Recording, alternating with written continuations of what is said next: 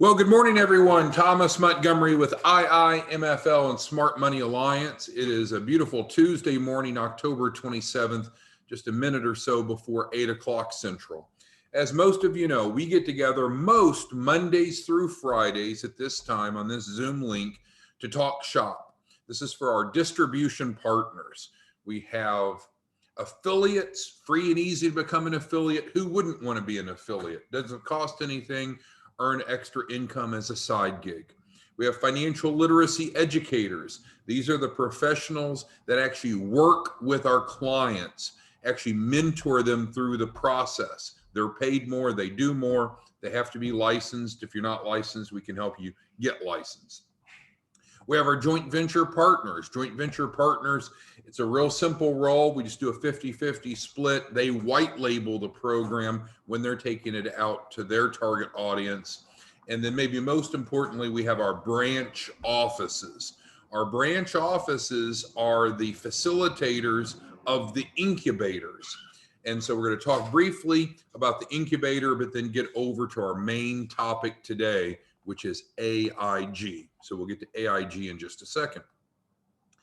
We covered the incubator in a fair amount of detail already, so I don't want to be redundant on that. But I guess I would just ask you as a distribution partner, make a decision. And the decision is, do you want to make money yourself by referring people into our incubator, which is fine and easy, or do you want to work together, collaborate, and form an incubator that you run? And because we've got the infrastructure down, for example, phone systems. If we go down and talk about all that's included that we're providing incubator clients, for instance, one element is a phone system, not just a phone number, but a business grade phone system, whereby obviously they're able to do video calls, they have voicemail, they have so many features that are built in. We're not selling phone systems. Understand, it's free. We're not selling websites. It's free. We're not selling them use of a commercial address that gives them one of the most important credibility factors to get funding. It's free. We're not charging them for helping set up a business. We're even paying the filing fees with the Secretary of State. It's free. We're not selling them QuickBooks. It's free. So when we understand that most small businesses aren't accessing the capital they need because they lack the credibility factors, it only took so long for us to realize we probably need to be more proactive to resolve this problem.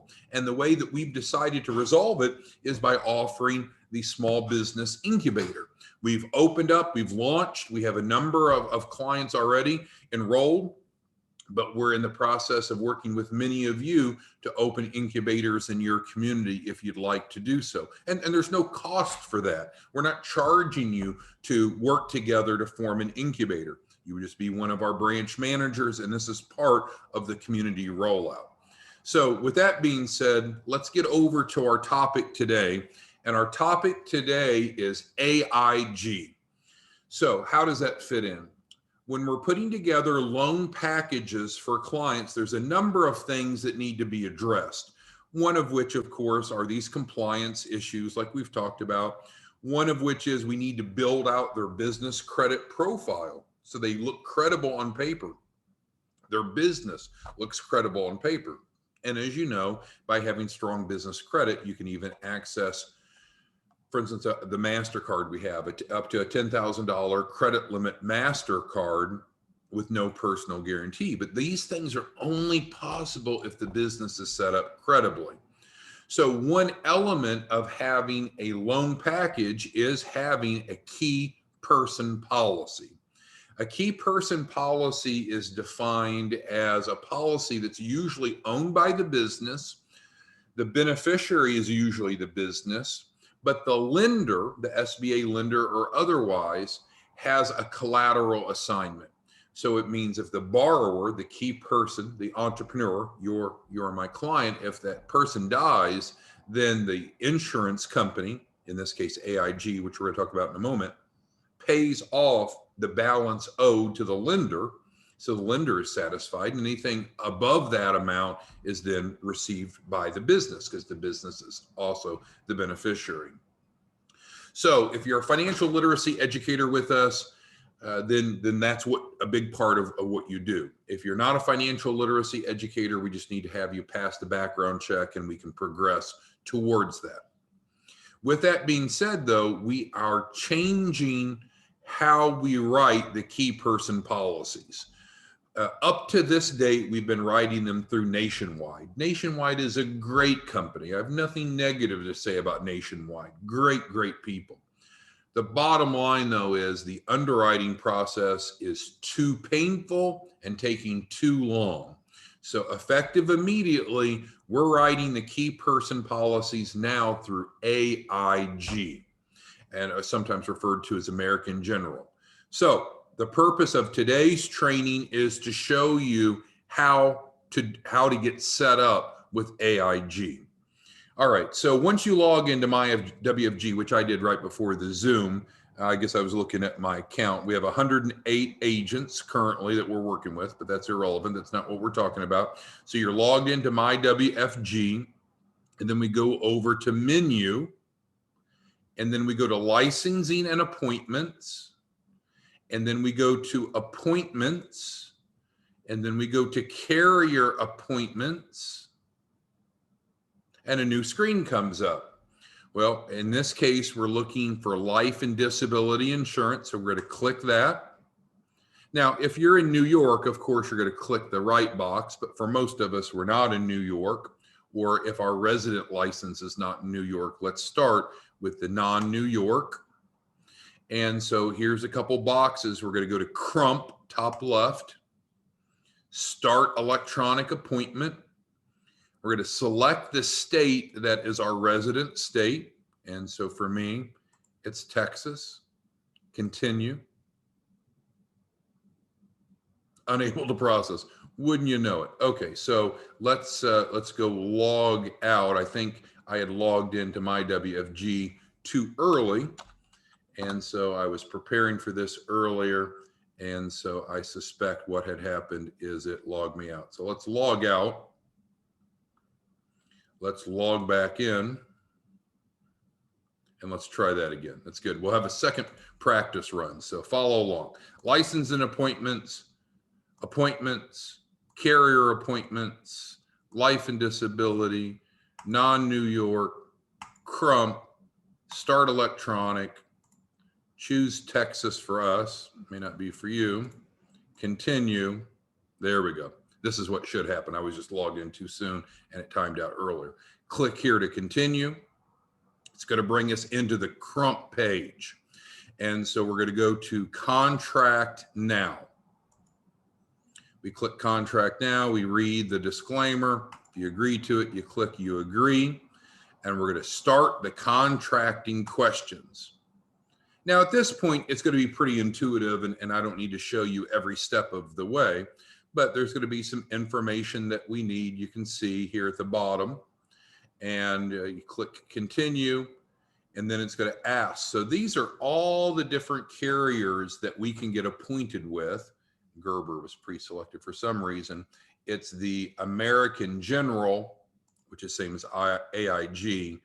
And so then we have the non-New York and the New York. So you could select whichever ones you want. There's quite the breadth of carriers that we can write through, and you can see a list of them. But what we're going to focus on is American General. We're going to write our key person policies through American General because of the simplified underwriting that's allowing these policies up to $500,000 to be approved remarkably quickly. Okay, so once you have done this, then let me know. And then what I'm going to do is help you write your first policy together with AIG. So that's what you need to do first, is log into my WFG, go through the steps, and then continue on from where we're at this point, and apply to be able to write policies through AIG, through Crump, through WFG. Now, some of you may already be appointed through AIG, and that's fine. They allowed what's called dual contracting. You'll need to do this because if you're going to write key person policies, you're going to need to write them through our hierarchy, right?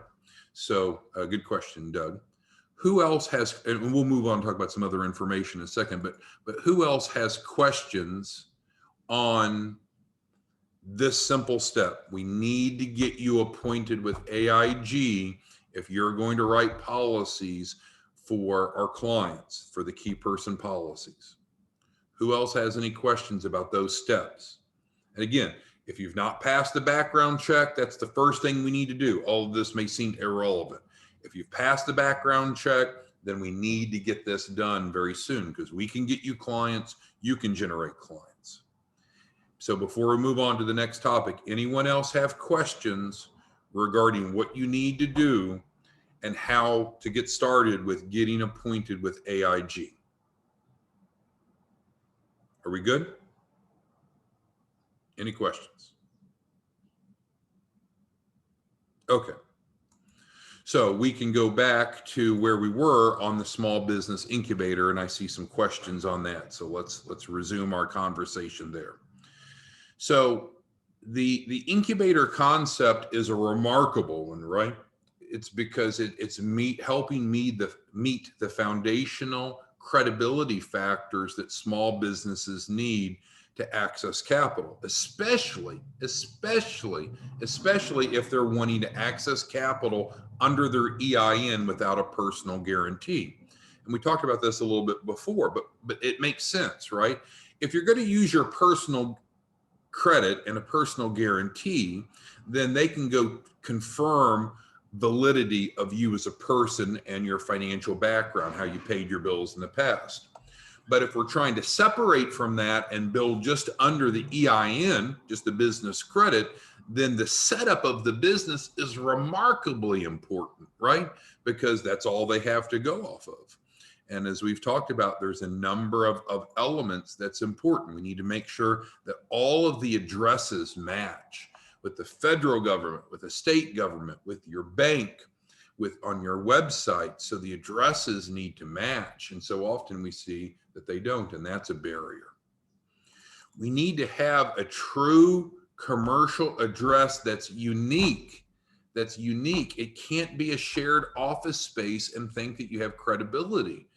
I know that there's some great companies out there that will do shared or virtual office space, but if it ends up you getting the same address as other businesses, the same suite number, that is a red flag to lenders and to extenders of credit, of course. So you need to end up having your own suite number, not your own post office box number, not some sort of weird stuff like A added to the end of suite 100. It needs to be a suite number. The business phone number we talked about, what we're doing is providing a true business phone number that's linked to the right address, that's listed in directory assistance, but it's a functional number, right? It's going to ring to your computer, so you can answer and make calls off of your computer. You can have it forwarded to your cell phone. We're paying the bill. We're not trying to sell you some phone system. We've paid for it.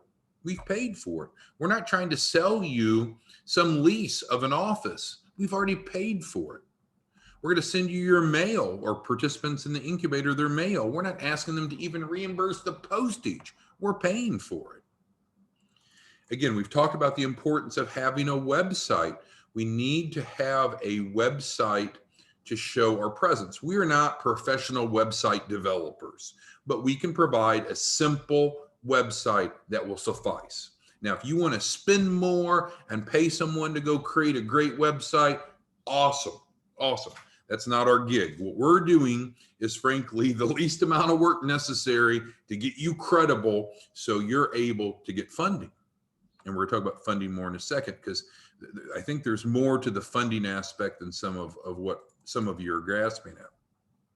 We need to build a team of advisors. A true business isn't a lone ranger.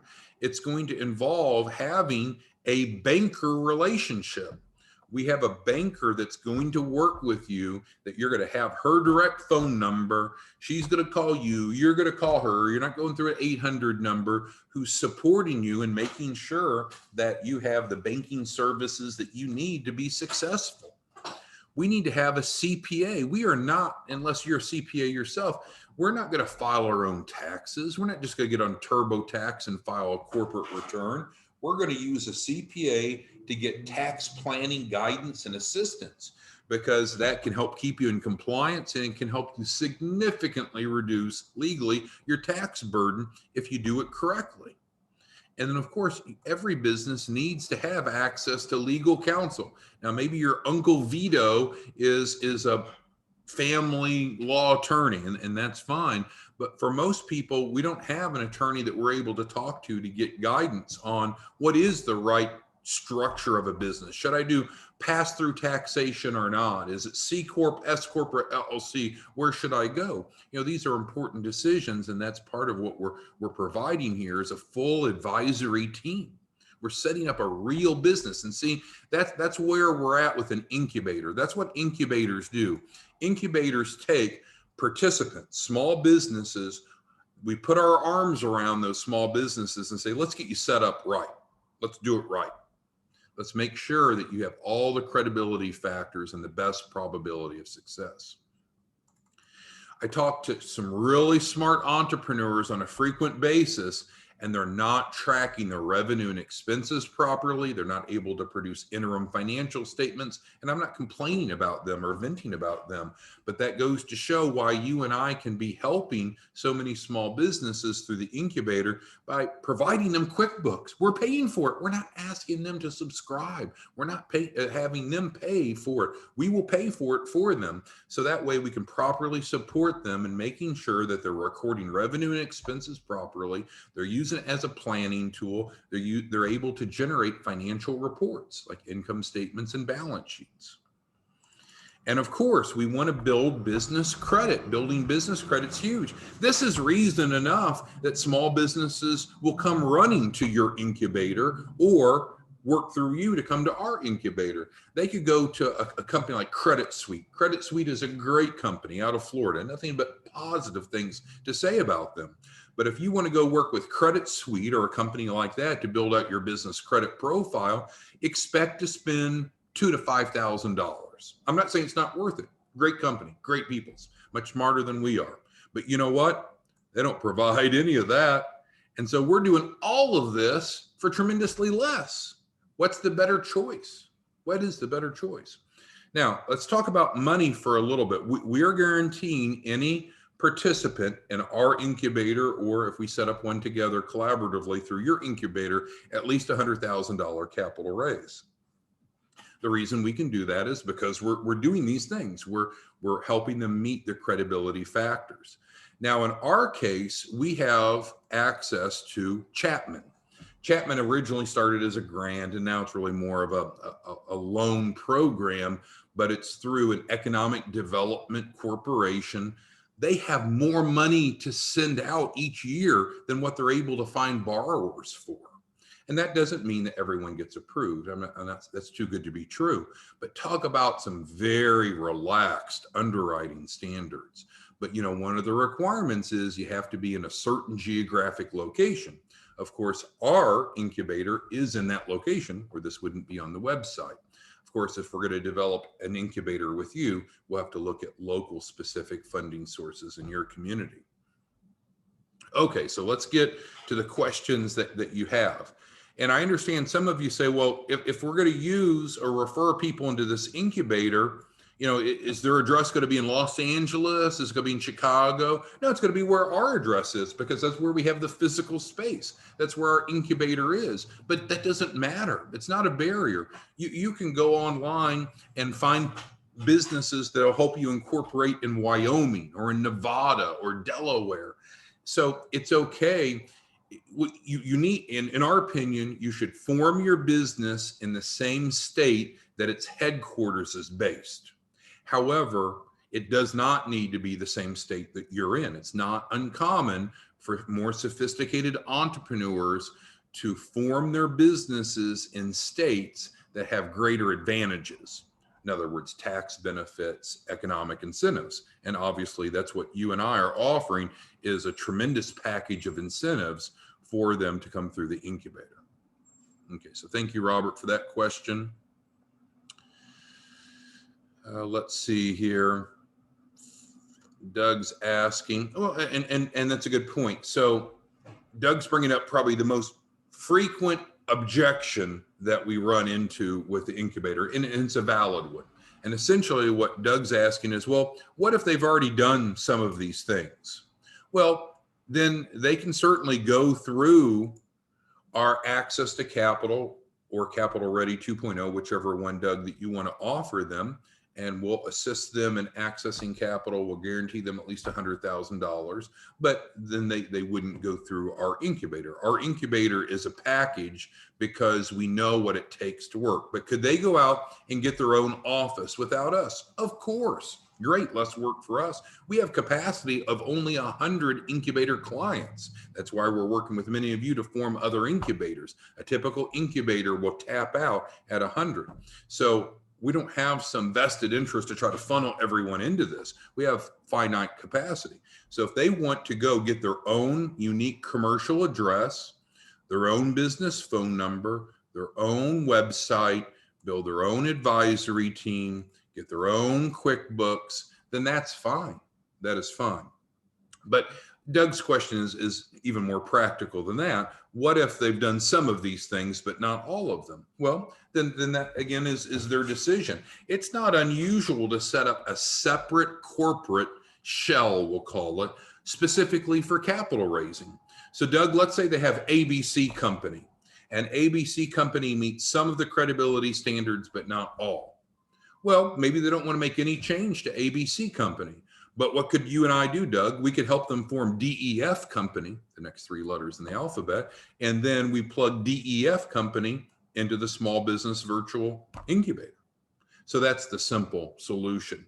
What I've mentioned before, and we don't want to seem too restrictive, but we don't really want to have a bunch of clients coming into the incubator that have already started this journey with a given entity, because then it's a massive cleanup effort.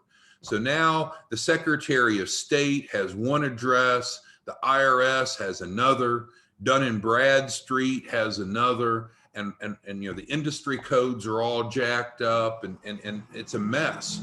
For the incubator, we're taking them from start to finish, and it's clean and it's seamless. So if they don't want to use the incubator, Doug, perfectly fine. We can still guide them in what they need to do. But of course, we're not going to go pay for their lease. We're not going to go pay for their phone service. I mean, we're paying about $100 a month per client just for the business phone service that we're providing them for free.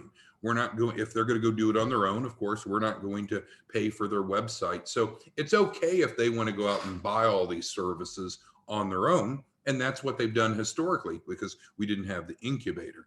Now what we're able to do is say, you know what, here's the basic credibility factors. If you want cheap and easy, we'll give you cheap and easy. But if you don't want cheap and easy, we'll do it their way. So let me know, Doug, if that answered your question or not. We had a question yesterday, like, can we do some of this, let me go back over, on the a la carte basis? Well, we could, but that's not the business we're in. We don't want to be known, and we don't want to compete with you with selling websites and selling phone service. That's not what we're all about. We already had to have all of this for our business, and we got to thinking, well, if there's a bunch of entrepreneurs that need these resources, and we have the ability to extend what we already have built to help them, let's do it. But no, we don't sell phone services. We don't sell addresses. We don't sell websites. But there's many, many resources that you can go pay and get a website developed and so forth. Hopefully that makes sense. Okay, who else has any questions on what we've covered today?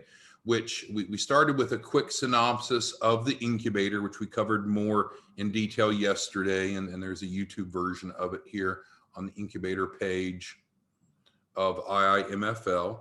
And then we spent some time just showing you the simple steps to go ahead and get appointed with AIG. Even if you're already appointed with another hierarchy, if you want to write these key person policies, we need to get you set up to do it the right way, our way. Who else has questions? Annette, Anthony, Bill, Charlotte, Christopher, Clarissa, Kwong, Doug, James, Joseph, Margaret, Melissa, Monique, Robert, Travis, Will, others. Who else has questions? I know several of you have expressed interest, and I think we're moving forward in setting up incubators in your community. But if that's too much too soon, that's okay. We're not here to push you to do that. You can simply come to this page, go all the way to the bottom, drop in the client's information or the prospective client's information. Obviously, check the bottom box, hit submit. Of course, you'll have put in your name and the referred by, and you'll get credit. You'll get credit. So that's not a problem. You've got two ways to leverage the incubator model to fill your sales funnel. You can either do it by feeding into our incubator, or we can work together to develop an incubator in your community. Either one will work just fine. Robert asked, is there a refundable deposit to join the incubator? Yes, sir. There absolutely is, because even though we're a 501c3 nonprofit, that doesn't mean that we don't have bills to pay. We've made this very, very reasonable, very, very affordable, and we're giving them a bunch of free things. But there is a $9.99, about $1,000 refundable deposit that they pay when they enroll and are accepted into the incubator. And that helps offset some of our startup costs. And we share that with you, Robert, as you know, as you submit clients in. But it is, it's a value, it's a bargain. Remember, most incubators, if they were to join, they would have to give up somewhere between 5 to 10% of their business to get incubator resources. We're taking 0%, none of their company. We're not asking them to give up any equity. So we have, I believe, a preferable model. All right. Robert's going to do an incubator in San Francisco. I think Will's looking at doing one. I think it was New York, if I recall. Several of you have expressed interest, which is great. And we want to be January 1st, preferably. Okay, who else has questions? Clarissa asked, how much does she make off of this? And that's a good question, because you've got to be looking out for your profit, right? Your revenue, Clarissa. So I don't mind you asking that at all. So if you're going to refer a client into the Small Business Virtual Incubator, then you're going to be, you would do what we said, fill out the inquiry form here at the bottom. You're going to be paid $100 up front. You're going to write the key person policy, and then you're going to be paid off of the capital raise of the client. And depending upon which role you're in, Clarissa, you're going to make anywhere from 1% to 5% of the capital raise of the clients. So that would be the answer to your question. I think I've done a poor job, and so I need to do a better job explaining it, and you may even need to do a better job listening to it. Taking the incubator model out to key influencers is like having the winning lottery ticket numbers.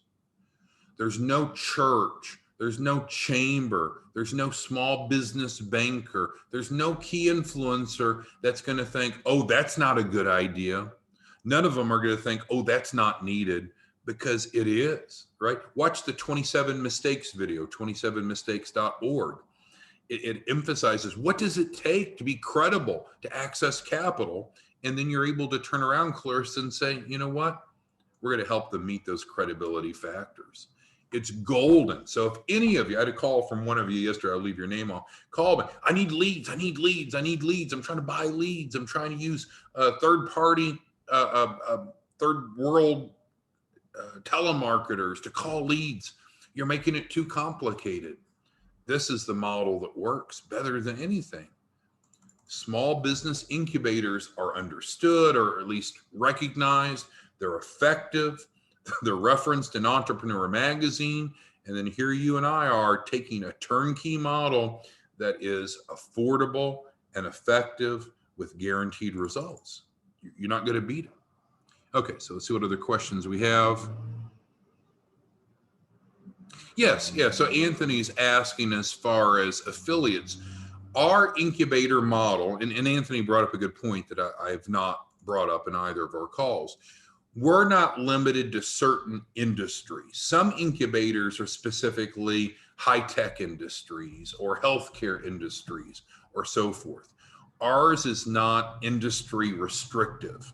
So if, regardless of what your capital raise might be, real estate, healthcare, manufacturing, buy a Domino's franchise, it doesn't matter. The incubator model is applicable. So thank you, Anthony. It's not restrictive or exclusive of any types of industries. Of course, it needs to be a legal industry, a legal business model, nothing that is questionable or that would reflect negatively on us or you. But yes, Anthony, it can be used as you ask.